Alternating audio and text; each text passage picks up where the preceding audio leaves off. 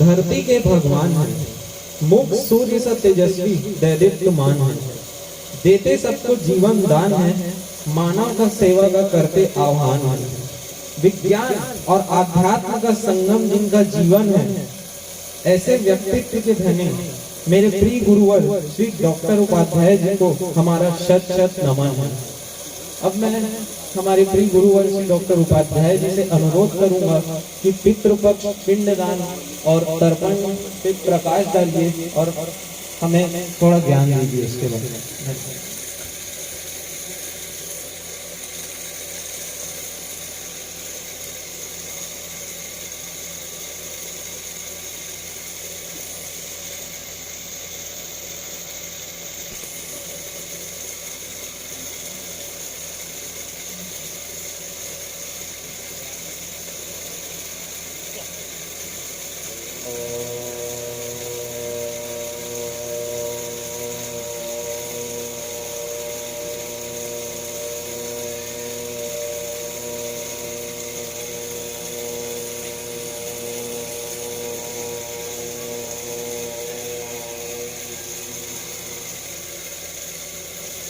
हरि ओम तत्सत्। हरि ओम तत्सत्। हरि ओम तत्सत्। आज इस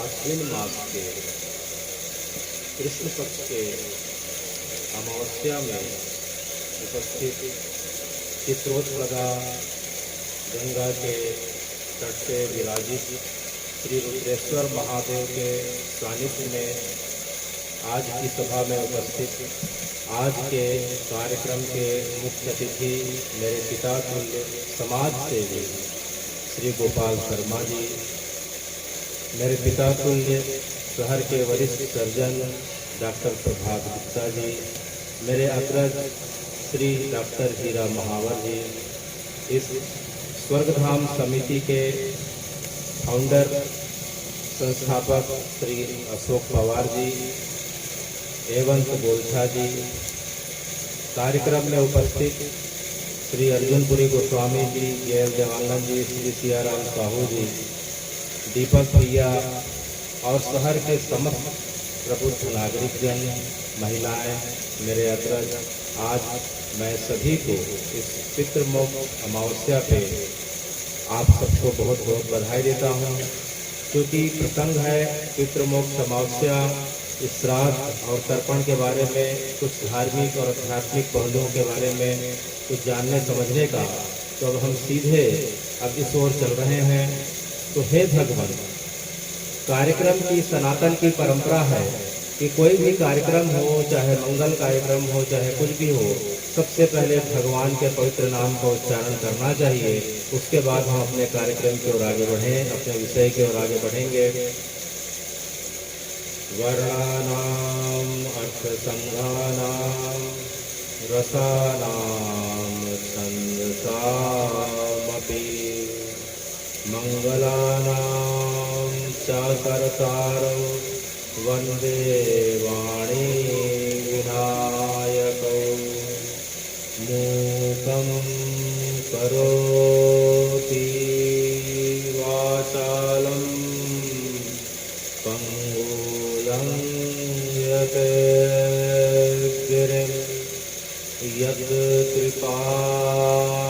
यत्कृपातमहं वन्दे परमानन्दमाधवम्। राम रामेति रामेति रमे रामे मनोरमे सहस्रनाम तातुल्यं श्रीराम नामं वरानने। वंशी विभूषितकरा नवनीत डागा पीताम्बरारुणबिं फलाधरोत्थात् पूर्णेन्दु सुन्दरमुखारविन्दनेत्रात् कृष्णा परं किमपि त्वमहम् अहं न जाने। कृष्णा परं किमपि त्वमहम् अहं न जाने। भगवान् पिता रात्रि, भगवान् पिता रात्रि, शरदेन्दुफुल्लमल्लिका। वीक्षरन्तुं मनश्चक्रे, वीक्षरन्तुं मनश्चक्रे, योगमाया उपाश्रिता, योगमाया उपाश्रिता, भगवान् पिता रात्रि। हे भगवान, यह पितृपक्ष क्या होता है, किसे पितृपक्ष कहते हैं? तो जो सनातन की जो परंपरा है, जो हम बात कहने और सुनने जा रहे हैं, वह विशुद्ध सनातन की परंपरा है। इस बात के अंतर्गत आने वाले किसी श्लोक या शब्दों के माध्यम से अगर किसी व्यक्ति को या कोई दूसरे पंथ के अवलंबी हो, उन्हें अगर कुछ ठेस पहुंचती है, तो मैं अभी से हाथ जोड़ के करबद्ध क्षमा मांगता हूँ, क्योंकि जो बात होगी वह सनातन की विशुद्ध बातें जो है अब हम सुनने जा रहे हैं। तो भादो मास के शुक्ल पक्ष के पूर्णिमा से लेकर आश्विन मास के कृष्ण पक्ष की अमावस्या तक का जो काल रहता है, जो समय रहता है, उसे हम पितर पक्ष कहते हैं। यह 16 दिनों का रहता है और इस समय यह सनातन की मान्यता है। इस समय हमारे पूर्वज जो शरीर छोड़ के जो जा चुके हैं, जो पीतर बन गए हैं, वह पीतर लोक से वह पुनः इन 16 दिनों के लिए हमारे घर के आसपास आकर निवास करते हैं और हम उनके निमित्त जो है श्रद्धा पूर्वक जो भी उन्हें तर्पण करते हैं वह उन्हें ग्रहण करते हैं और 16 दिन बीतने के पश्चात वे खुशी खुशी से हमें वर्ष भर के लिए आशीर्वाद देते हुए अपने पितर लोक को गमन करते हैं। तो हे भगवान, आपने लोगों की बात बताई, तो यह पितर लोक कहाँ स्थित है? यह पितर लोक, यह पृथ्वी जिसे मृत्यु लोक कहा जाता है, मृत्यु लोक और स्वर्ग लोक के बीच स्थित है। चंद्रमा के दक्षिण भाग में यम लोक के आगे स्थित है। तो हे भगवान, क्या जो है पितर लोक के समान अन्य लोक भी हैं क्या? अन्य लोक भी हैं। शास्त्रों में वर्णन आता है कि पृथ्वी के ऊपर 6 लोक हैं और नीचे 7 लोक हैं।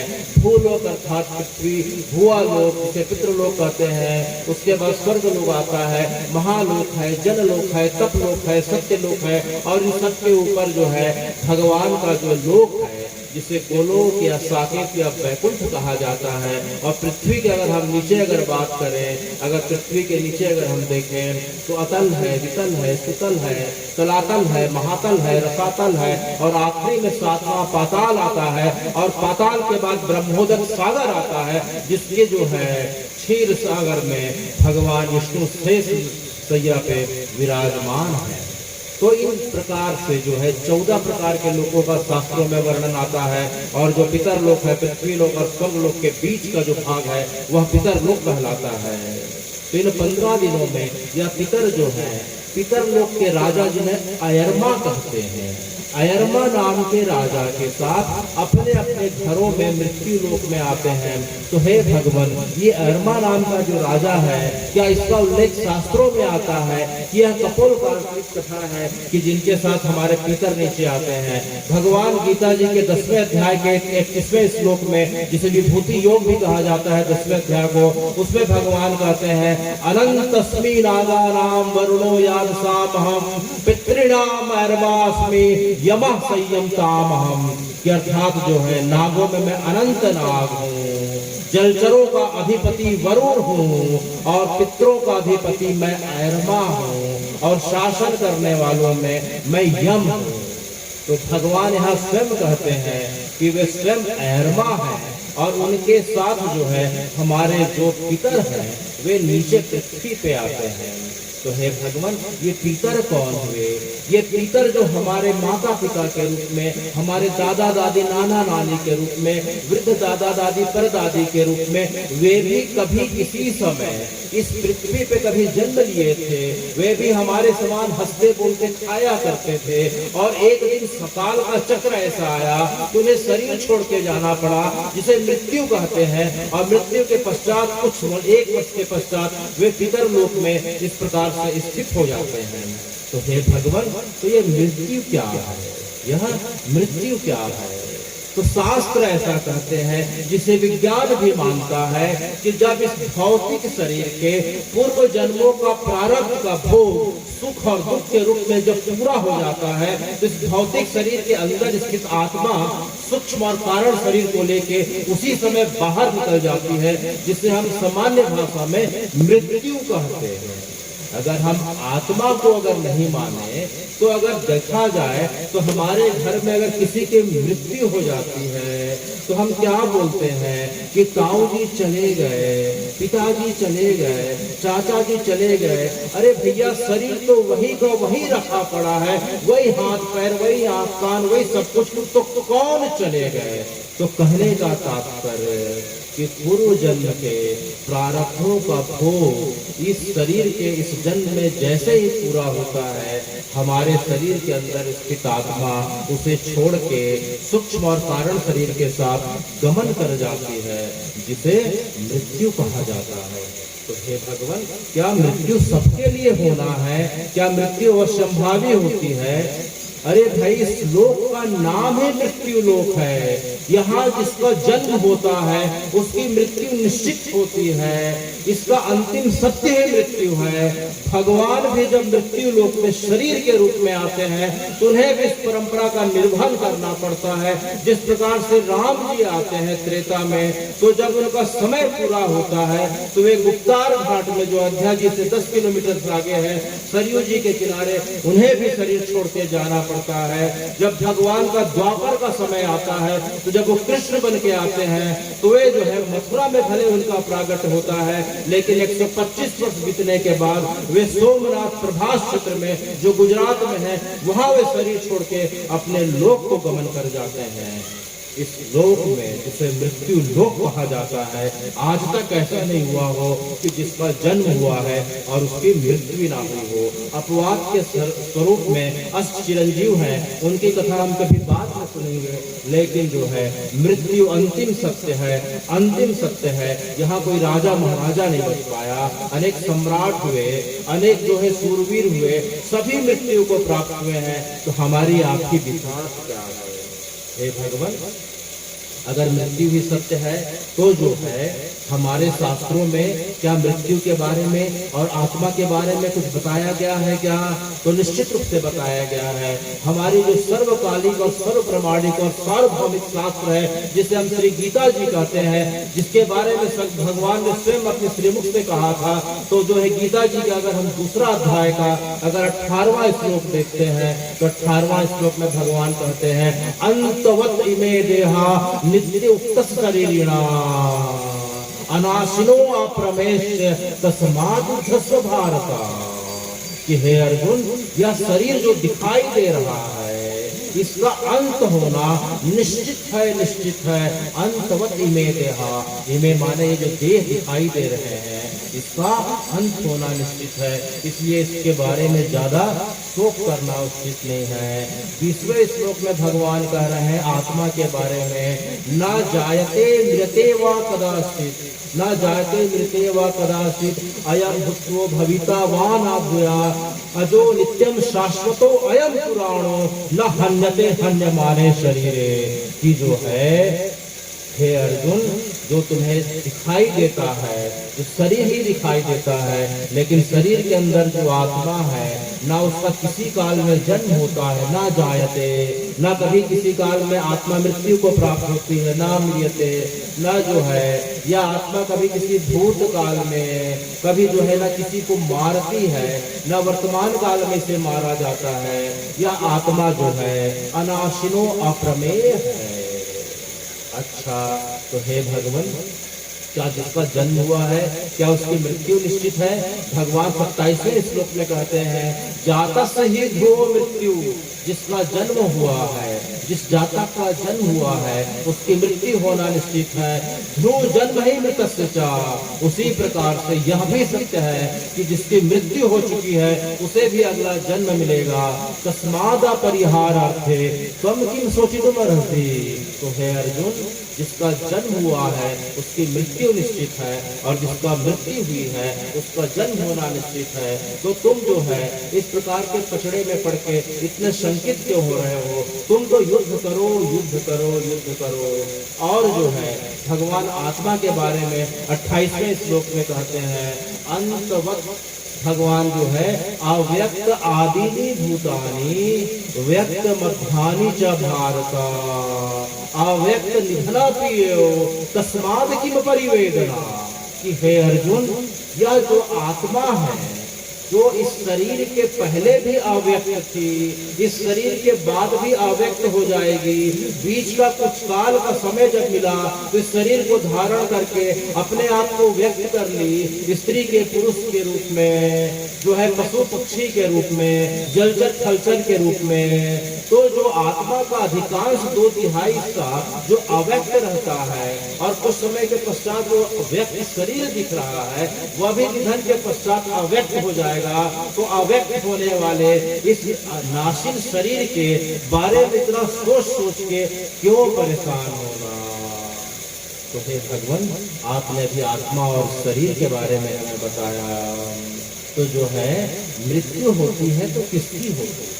मृत्यु होती है तो किसकी होती है? तो यह मृत्यु जो है शरीर की होती है। वह इस प्रकार से होती है कि जिस प्रकार से कोई व्यक्ति के जो है पहने हुए कपड़े फटे पुराने या गंदे हो जाते हैं तो उसे छोड़ के वह नए वस्त्रों को धारण कर लेता है, उसी प्रकार से जब इस शरीर में आत्मा का भोग पूरा हो जाता है तो यह बीमारी घेर कर लेती है, या बहुत सारी जो है शरीर का घर्षण होके वह इस शरीर के आत्मा के लायक नहीं रहता, तो आत्मा इसे छोड़ के नया शरीर धारण कर लेती है।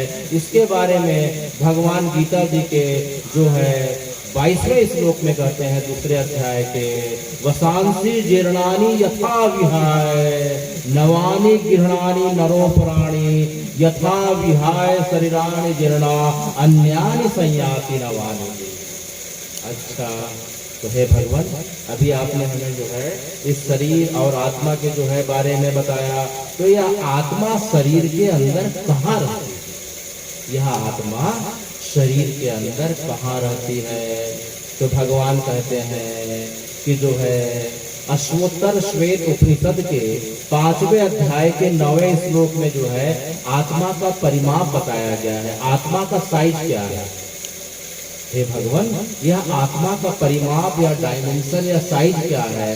तो भगवान जो है अश्वत्तर उपनिषद के 5वें अध्याय के 9वें श्लोक में कहते हैं, केशे अग्र शतभागस्य शतांश सदृश आत्मका जीवा सूक्ष्म रूपो अयम् संख्या अतीतो ही चित्कड़ा। कि अगर हम सिर के एक बाल को लें और एक बाल के अग्र हिस्से को, टिप ऑफ द हेयर को अगर 10,000 टुकड़ों में काटें तो जो आखिरी अर्थात 10,000वां हिस्सा जो रहेगा वही आत्मा का परिमाप होता है। अच्छा, तो हे भगवान, जो है आत्मा का जो परिमाप जो है हाथी का अलग होता है क्या? मनुष्यों का अलग होता है क्या? चींटी कीट पतंग वायरस बैक्टीरिया का अलग होता है क्या?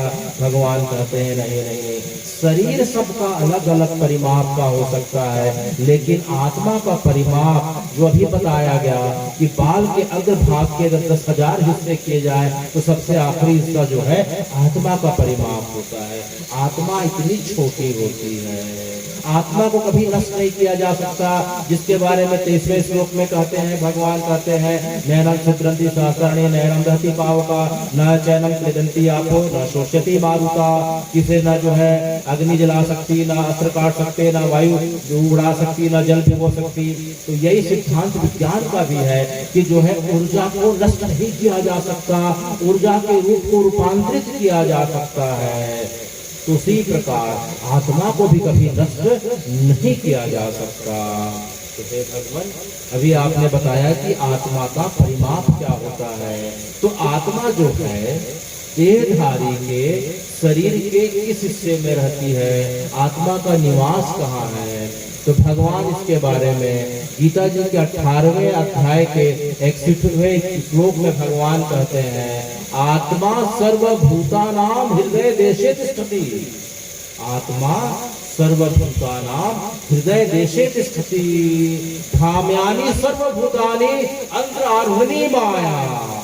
कि अर्थात आत्मा प्रत्येक देहधारी के हृदय प्रदेश में निवास करती है, या पंच प्राणों के माध्यम से हृदय प्रदेश में निवास करती है और पूरे शरीर को चैतन्य रखती है। और जब आत्मा के निकलने का समय होता है तो सबसे पहले पंच प्राण निकलते हैं, उसके पश्चात आत्मा निकल जाती है और वह देह जो है अब मृत कहलाता है। तो हे भगवान, ये 5 प्राण क्या हुए? तो जो है हम कभी इनके बारे में चर्चा करेंगे कि प्राण, अपान, उदान, श्याम, समान, व्यान, ये 5 प्राण है शरीर के अलग अलग हिस्सों में, जिसके माध्यम से यह आत्मा जो है शरीर को चैतन्य रखती है। आत्मा के इस शरीर से निकलने के कौन कौन से द्वार हैं? तो आत्मा के इस शरीर से निकलने के 9 द्वार कहे जाते हैं। 7 ऊपर के द्वार हैं, 2 नीचे के द्वार हैं, 2 आंख हो गए, 2 कान हो गए, 2 नसिका हो गई, 1 मुख हो गया, और सामने और पीछे के जो है जननेंद्रिय और जो है उस प्रकार से मलेंद्रिय हो गए।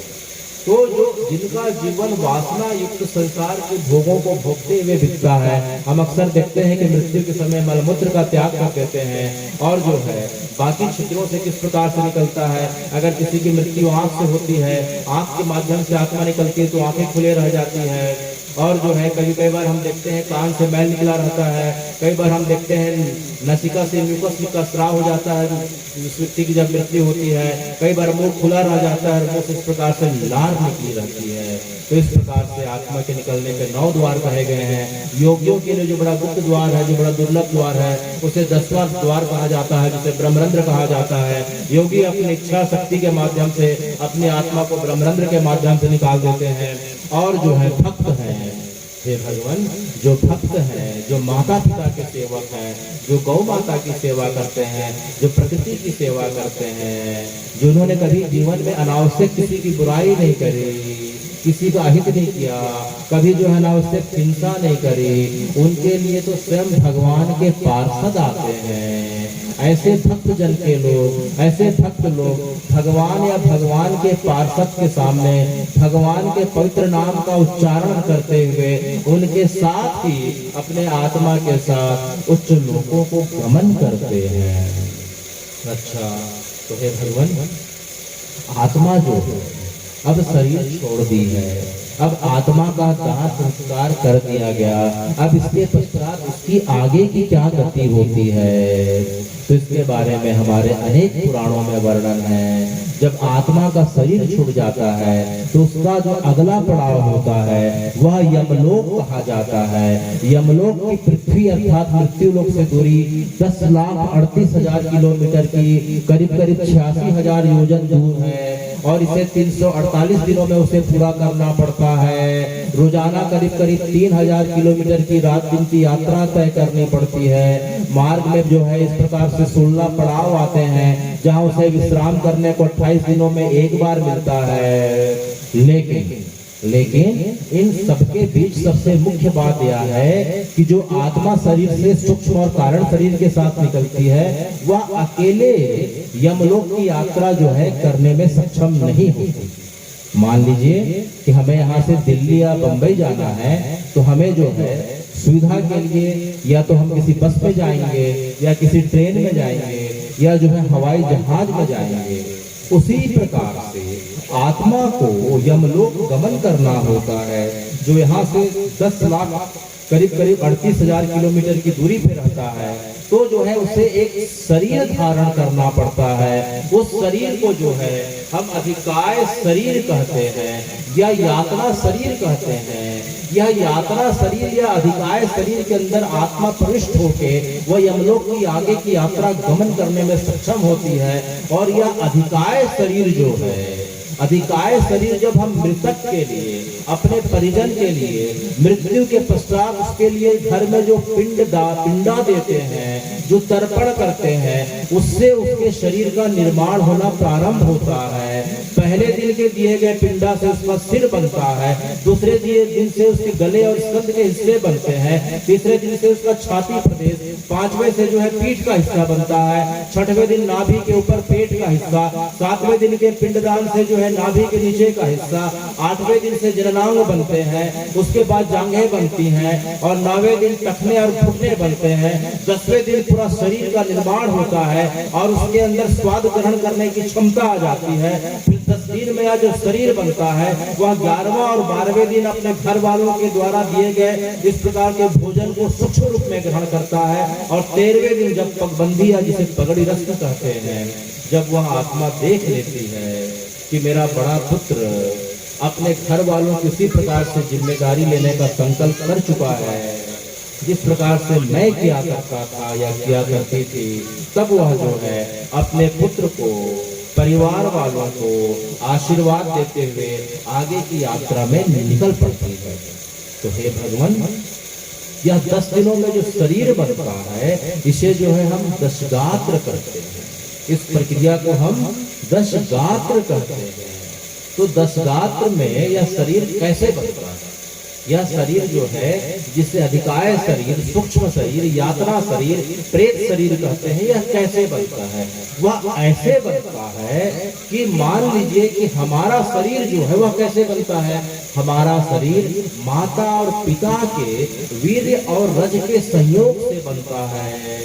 वीर्य और रज कहाँ से बनते हैं? वे अन्न और जल से बनते हैं। अन्न और जल शरीर के अंदर जाते हैं तो पहले रक्त बनेगा, उसके बाद मांस बनेंगे, हड्डी बनेगी, उपास्थि बनेगी, मज्जा बनेगी, और आखिरी में 30 दिनों के पश्चात वीर्य का निर्माण होता है।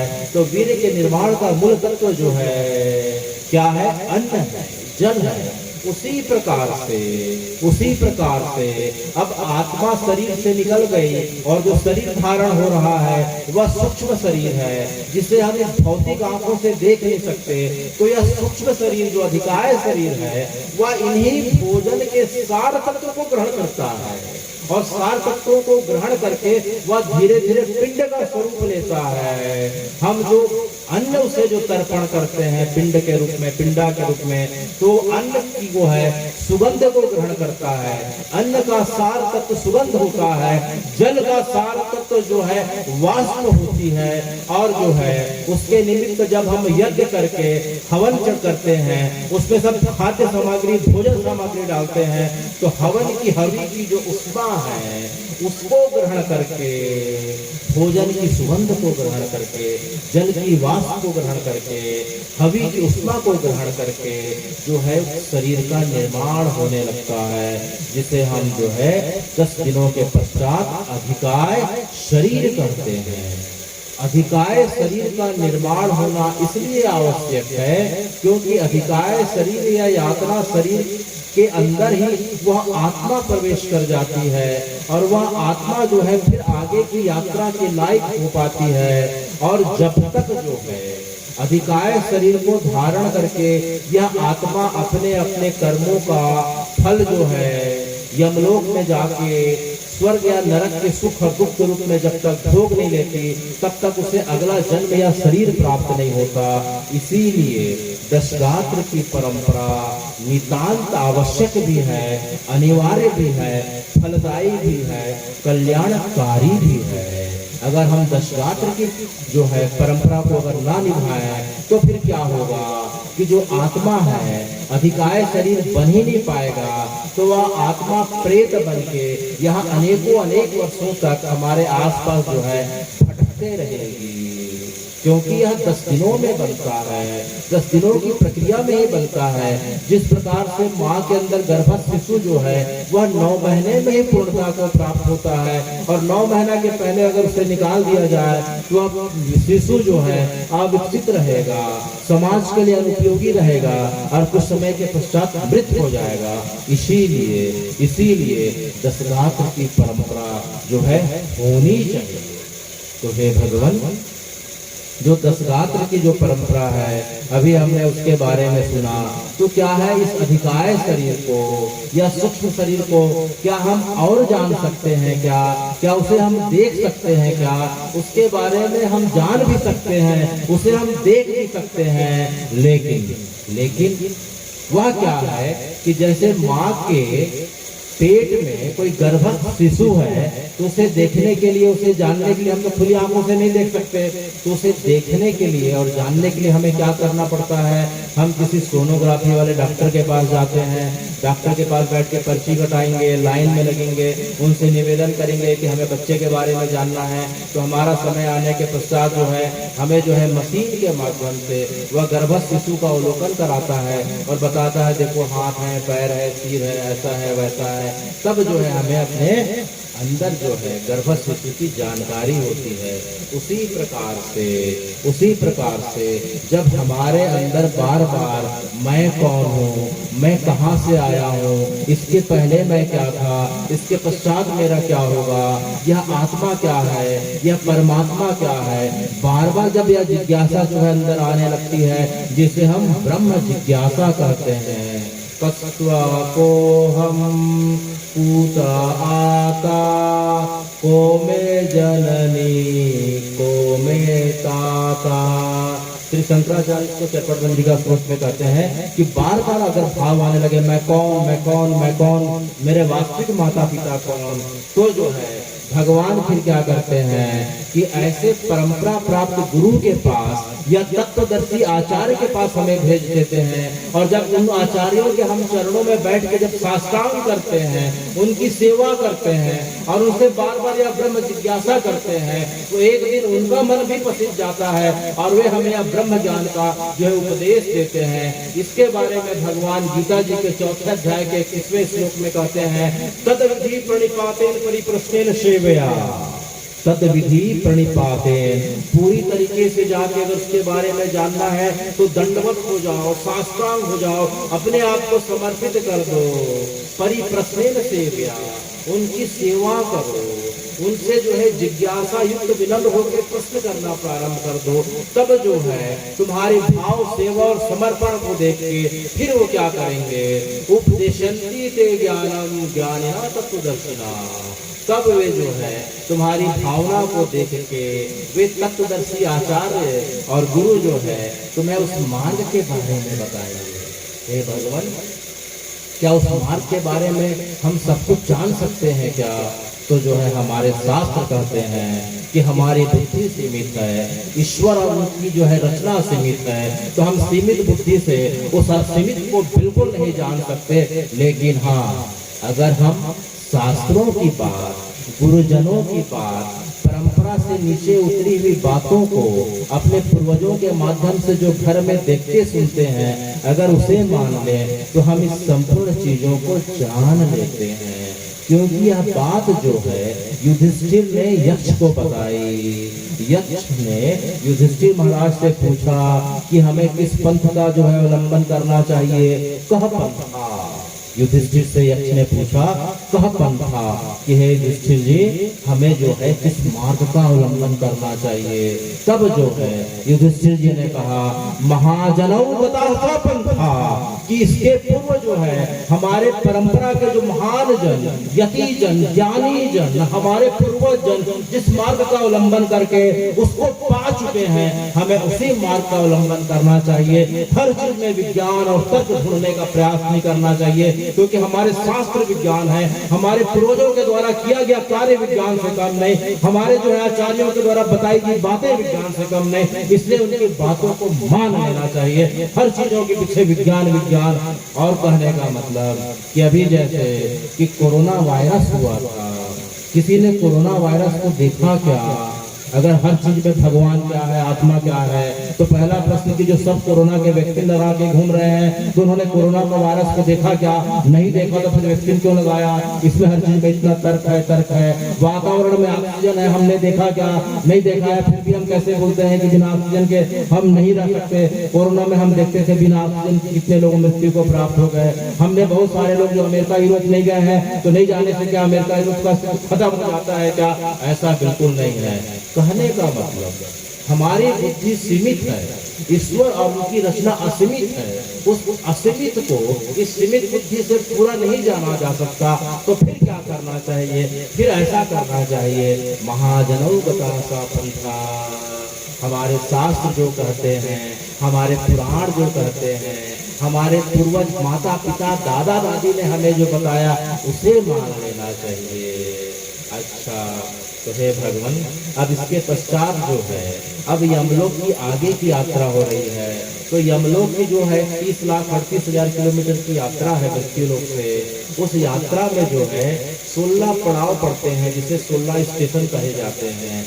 जिस प्रकार से अगर हम यहाँ से दिल्ली जाएं तो रास्ते में दुर्ग पड़ेगा, राजनांदगांव पड़ेगा, गोंदिया, नागपुर, भोपाल, मथुरा, आगरा, ऐसे होते हुए दिल्ली पड़ता है। और इनके बीच क्या होगा कि हम ट्रेन में जाके देखेंगे कि रास्ते में नदी पड़ेंगे, नाले पड़ेंगे, पर्वत पड़ेंगे, बस्ती पड़ेगी, गांव पड़ेगा, शहर पड़ेंगे। उसी प्रकार से ये 16 जो है स्टेशन पड़ रहे हैं।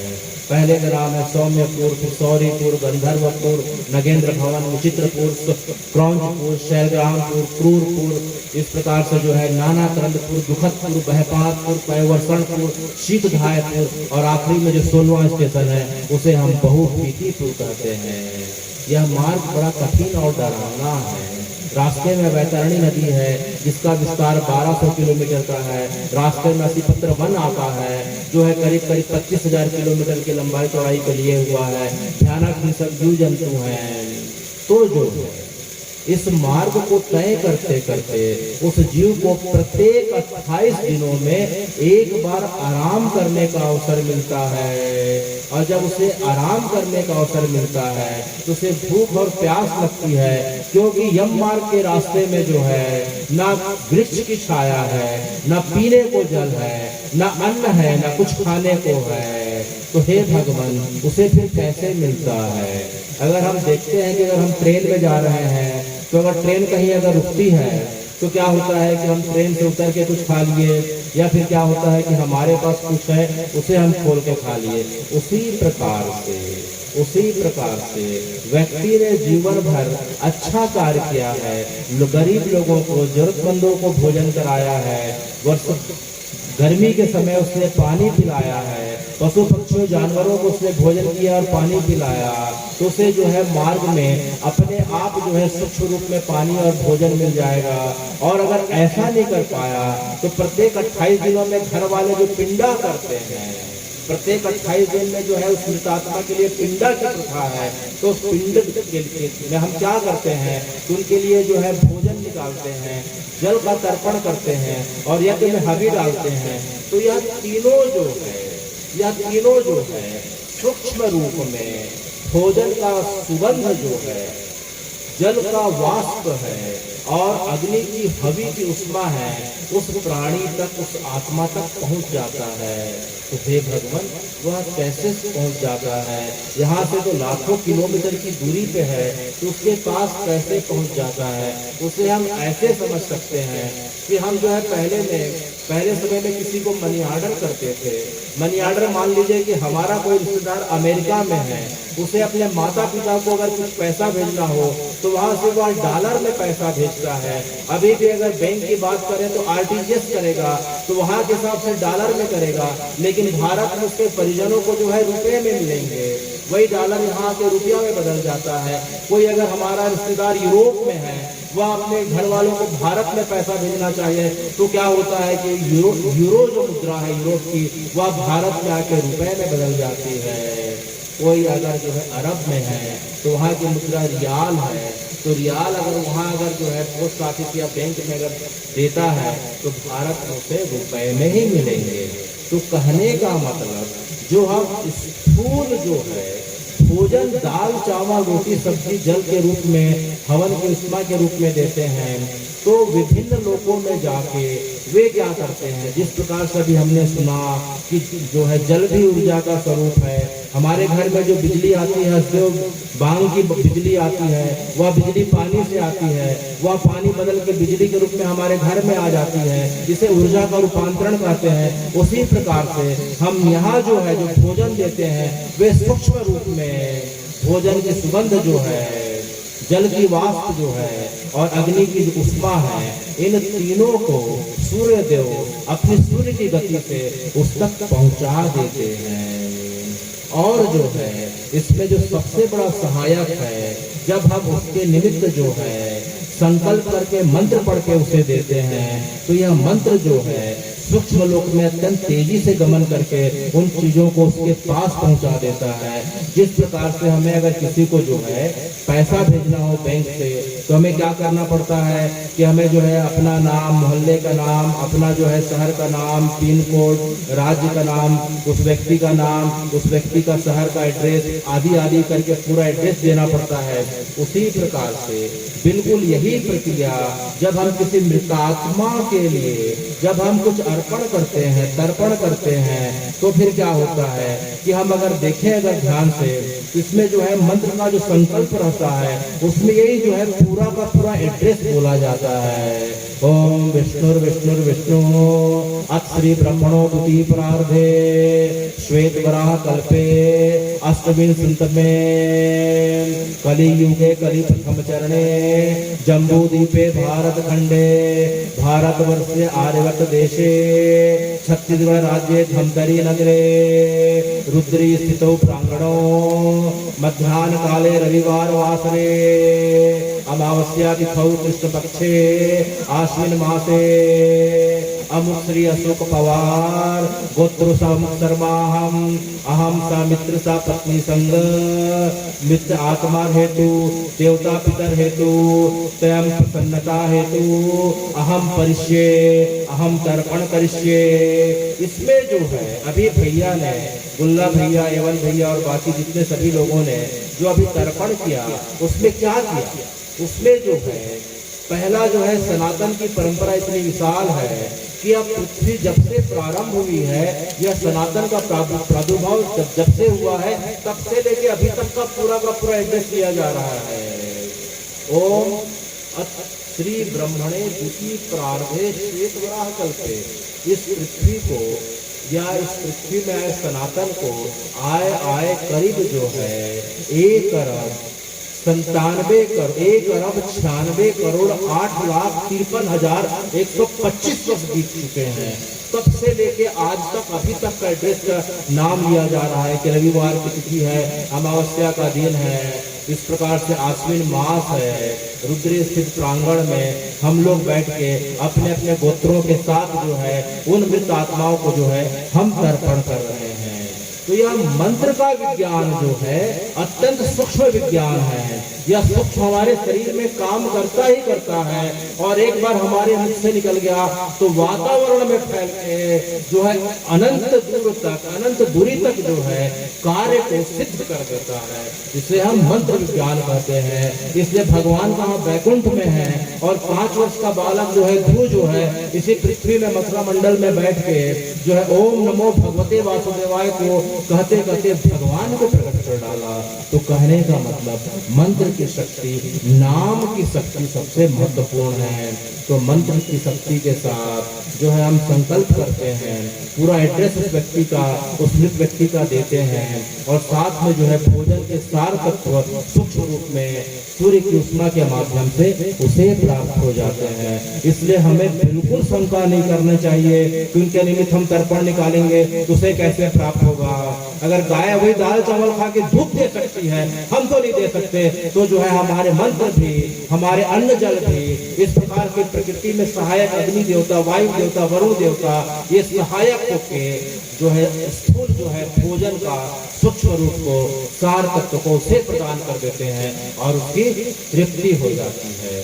तो हे भगवान, यह यम मार्ग जो है, यह कठिन यम मार्ग सभी जीवों के लिए है क्या? उसे हम इस प्रकार से समझ सकते हैं कि यम मार्ग का रास्ता तो वही पड़ता है, चाहे सभी सामान्य जीव हो, चाहे भक्त प्रकृति के, सज्जन प्रकृति के लोग हो, मार्ग तो वही है। जैसे मान लीजिए हमें यहाँ से दिल्ली जाना हो, अगर गर्मी का समय हो, एक व्यक्ति छत्तीसगढ़ ट्रेन के जनरल बोगी में खड़े खड़े धक्का खाते हुए बिना खाए पिए जा रहा है, और एक व्यक्ति एसी फर्स्ट क्लास में बैठ के बढ़िया वातानुकूलित डब्बे में बढ़िया खाते पीते जा रहा है, तो उसी प्रकार से जो सामान्य जीव जिन्होंने अपना पूरा जीवन जो है इंद्रिय तृप्ति के लिए बिताया, जिनके जीवन में माता पिता, गौ माता, प्रकृति के लिए, ईश्वर के लिए और ईश्वर के बताए गए सिद्धांतों के लिए कोई भाव नहीं, उसने कोई ऐसा अच्छा कार्य नहीं किया, तो यम मार्ग के कष्टप्रद मार्गों से होते हुए उसे गुजरना पड़ता है। जिसने जीवन में माता पिता की सेवा करी, जैसे अभी गोपाल भैया ने बताया, डॉक्टर हीरा महावर ने बताया, श्री अशोक भैया ने जिसे बड़े विस्तार के साथ बताया, गौ माता की सेवा करी, गरीब दीन दुखियों की सेवा करी, ईश्वर के बताए नियमों के हिसाब से चलने का प्रयास किया, प्रकृति की सेवा करी, पेड़ लगाया, गरीबों को भोजन कराया, तो हे भगवान, मार्ग तो वही है लेकिन कष्टप्रद नहीं है। इसे हम एसी की वातानुकूलित डब्बे में की गई यात्रा समझें, क्योंकि उसके लिए भगवान की दूसरी व्यवस्था रहती है। वह जो है भगवान के पार्षदों के साथ बिना कष्ट के उस मार्ग को तय कर देता है। अच्छा, तो हे भगवान, अभी तक हमने इतना सुना। इसके पश्चात जो है पितर जो है किसे कहते हैं? अपने अपने प्रारब्धों के भोग के हिसाब से व्यक्ति को या तो स्वर्ग का सुख मिलेगा, या जो है अगर ज्यादा उसने गलत काम किया तो नरक का दुख मिलेगा। लेकिन ऐसे व्यक्ति जिनके जीवन में पाप और पुण्य का हिसाब किताब बराबर रहता है, न पड़ला इधर गया न उधर गया, पड़ला बीच का है, बराबर का है, तो ऐसे व्यक्ति जो है मृत आत्मा पितर लोक में जो है निवास करते हैं। और प्रत्येक पितर पक्ष में हमारे पास आते हैं, हम उनके निमित्त जो है श्रद्धा पूर्वक तर्पण करते हैं, उसे प्राप्त होकर जो है किसी खुशी से वापस जाते हैं। और उनके पुत्र और वंश के लोगों के द्वारा जब गया जी, ब्रह्म कपाली आदि पुण्य तीर्थों में उनके जो है आगे के लोक के गमन के लिए जब श्राद्ध कराया जाता है, तो एक पितर लोक से आगे की लोक को गमन करते हैं। अच्छा, तो अगला प्रश्न यह उठता है कि जो है फिर ये श्राद्ध क्या है? अभी हम बार बार श्राद्ध सुन रहे हैं, तो श्राद्ध क्या है? श्रद्धा या ददाति इति श्राद्धम। श्रद्धा से युक्त कोई भी कार्य किया जाए, किसी अपने पूर्वजों के प्रति, ऋषियों के प्रति, देवताओं के प्रति, पशु पक्षियों के प्रति, किसी के प्रति, तो उसे श्राद्ध कहते हैं। तो हे भगवान, श्रद्धा युक्त किया गया कार्य किसी के लिए भी किया जाए, वह श्राद्ध कहलाता है। तो श्राद्ध जो है हम किस किस के लिए कर सकते हैं? श्राद्ध हम उनके लिए करते हैं जो हमारे कभी शरीर के सगे संबंधी हों, या फिर जो है ऐसी प्रकृति की व्यवस्था जिसके कारण कभी हमारे पूर्वजों का अस्तित्व था, हमारा अस्तित्व है, हमारे आने वाली पीढ़ियों का अस्तित्व रहेगा, उन प्रकृति और उसकी व्यवस्था के लिए श्राद्ध कर सकते हैं। जिनके बगैर हमारा जीवन एक क्षण न चल सके, उनके लिए श्राद्ध करना चाहिए। जो हमें बिना रुके अनंत काल से जो है हमारे पूर्वजों से हमको रात दिन देते आ रहे हैं, उनके लिए श्राद्ध होता है। और जो है हमारे जीवन में जिनका प्रत्यक्ष या अप्रत्यक्ष रूप से योगदान हो, उनके निमित्त श्राद्ध करना चाहिए। अर्थात यह देवता, ऋषि, मुनि हमारे पूर्वज तो हैं ही, साथ में ये अंतरिक्ष के लिए श्राद्ध, आकाश, अग्नि, पृथ्वी, जल, वायु, ये नदियां, ये सरोवर, ये हिमालय, ये पेड़, ये पक्षियां, जलचर, नभचर, थलचर, उभयचर, अंडज, पिंडज, श्वेतज, उद्भज, अर्थात जो है हमारे पितरों के अलावा, पूर्वजों के अलावा इस ब्रह्मांड में सभी लोगों के लिए हम जो है श्राद्ध तर्पण कर सकते हैं। हमारे शास्त्र ऐसा कहते हैं। इसलिए ही हम 16 दिनों में जो हम अपने पूर्वजों के लिए तर्पण करते हैं, तो पहला तर्पण पूर्वजों के लिए नहीं रहता है, वह आखिरी रहता है। पहला तर्पण जो है देवताओं के लिए, ब्रह्मा विष्णु महेश के लिए तो है ही, अग्नि के लिए, जल के लिए, वायु के लिए, क्योंकि जल के बगैर हम एक दिन जीवित नहीं रह सकते, वायु अर्थात ऑक्सीजन के बगैर जीवित नहीं रह सकते, इन पेड़ पशु पक्षियों के बगैर हम जीवित नहीं रह सकते, अग्नि के बगैर हम जीवित नहीं रह सकते। तो इन सभी के लिए करना चाहिए। और आखिरी श्राद्ध जो है हमारी परंपरा में रोज कराया जाता है, वह आखिरी में जो कीट पतंगों के लिए, जो सूक्ष्म से सूक्ष्म जीव है उनके लिए, ये सबके लिए श्राद्ध करने का प्रावधान बताया गया है। तो हे भगवान, ये श्राद्ध कितने प्रकार के होते हैं? श्राद्ध मुख्यतः 6 प्रकार के होते हैं। जो हम नित्य श्राद्ध करते हैं उसे नित्य श्राद्ध करते हैं। नित्य हम माता पिता को, प्रकृति को भगवान के नाम पर जलांजलि देते हैं, सूर्य भगवान को अर्पण करते हैं, वह नित्य श्राद्ध हो गया।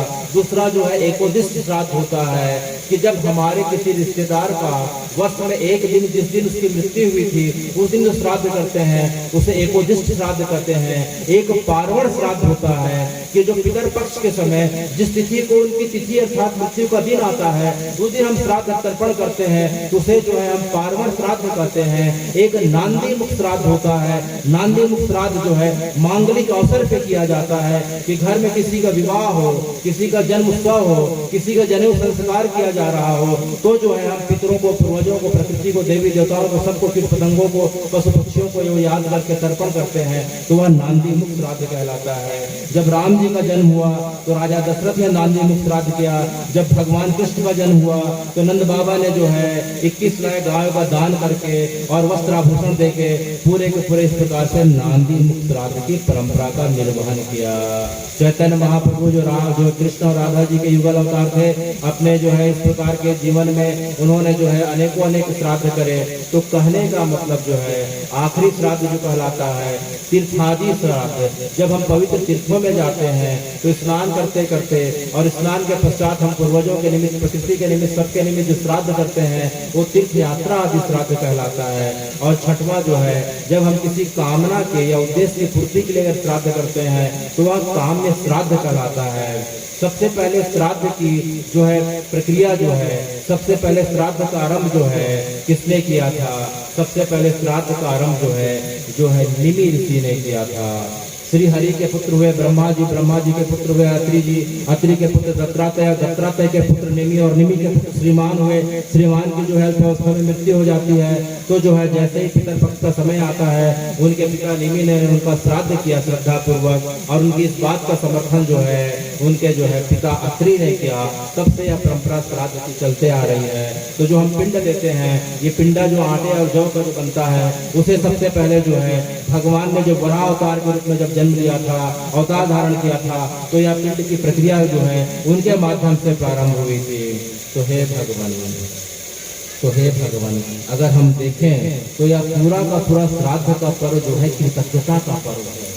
जिनसे हम लेते आए हैं, हमारे पूर्वज जो है जिनसे पाते आए हैं, उन जो है अंतरिक्ष आकाश के प्रति जो है उस जो है आकाश अग्नि के प्रति, वृक्ष जल के प्रति, वायु के प्रति, संसार के छोटे छोटे कीट पतंगों से लेकर सभी प्राणियों के, योनियों के प्राणियों के प्रति जिनसे हमारा जीवन प्रभावित होता रहा है, जिनके बगैर हम एक क्षण नहीं जी सकते, तो उनके प्रति कृतज्ञता ज्ञापन करने का समय है। इसमें बहुत ज्यादा विज्ञान को ढूंढने की आवश्यकता नहीं है कि जैसे मान लीजिए कि हमारा जन्म दिवस हो, किसी का जन्म दिवस हो, नया वर्ष हो, होली का समय हो, तो हम मध्य रात्रि को जो है न्यू ईयर मना रहे हैं, होली खेल रहे हैं और इस प्रकार से वो पैसे खर्च कर रहे हैं। लेकिन जो है ये भी करें, लेकिन जब श्राद्ध का समय आए तो हमारे पितरों के कारण ही तो हमारा अस्तित्व है, हमारे पूर्वजों के कारण, इस प्रकृति के कारण ही तो हमारा अस्तित्व है। तो उनके लिए अगर हम 2 अंजलि जल दे दिए, उनके निमित्त किसी को भोजन करा दिए, तो ऐसा क्या बिगड़ जाता है? बाकी में तो पैसे भी खर्च हो रहे हैं, समय की बर्बादी हो रहा है, शारीरिक और मानसिक स्वास्थ्य की भी हानि हो रही है। इसमें तो मन के अंदर जो है एक सुखदा का भाव, शांति का भाव आता है। कृतज्ञता का जो है हमें जरूर ज्ञापन करना चाहिए। अगर हम पितर पक्ष ना मनाएं तो फिर क्या होगा? जिस प्रकार से जैसे भगवान तो नित्य है, राम जी तो नित्य है, तो राम जन्म के दिन जो है रामनवमी क्यों मनाते हैं, जन्माष्टमी क्यों मनाते हैं? भगवान तो नित्य है, फिर मनाने की जरूरत क्यों है? तो कहने का तात्पर्य यह है कि हम जो है भगवान को साल भर पिछड़े रहते हैं, तो भगवान हमारे ऊपर कृपा करके यह चाहते हैं कि कम से कम एक दिन तो कोई मुझे याद कर ले, एक दिन तो भगवान के मंदिर में चले जाए। ऐसे में तो हम भगवान को ना याद करें, ऐसे में तो हम अपने पितरों को याद ना करें। तो कहने का मतलब जिन पूर्वजों के कारण, माता पिता, दादा दादी, नाना नानी के कारण आज हमारा अस्तित्व है, हमारे पीढ़ियों का अस्तित्व रहेगा, तो उनको अगर हम पितर पक्ष पक्ष के समय अगर याद कर लिए, 2 अंजलि जल दे दिए, अगर उनके निमित्त किसी गरीब को, जरूरतमंद को, पशु पक्षियों को अगर भोजन करा दिए, तो ऐसा क्या बिगड़ जाता है। बहुत ज्यादा विज्ञान और तर्क करने के बजाय इसे हमें दूसरे रूप में देखना चाहिए कि हम ये भी करें तो ये भी करना चाहिए। तो हे भगवान, आखिरी में बार बार यह प्रश्न आता है कि पितर में जो है गाय को, गौ माता को, कुत्तों को और जो है इस प्रकार से कौओं को क्यों खिलाया जाता है, उनका भाग क्यों निकाला जाता है। अगर हम व्यवहारिक दृष्टि से देखें तो गौ माता के बगैर हमारा जीवन एक दिन में चल पाता।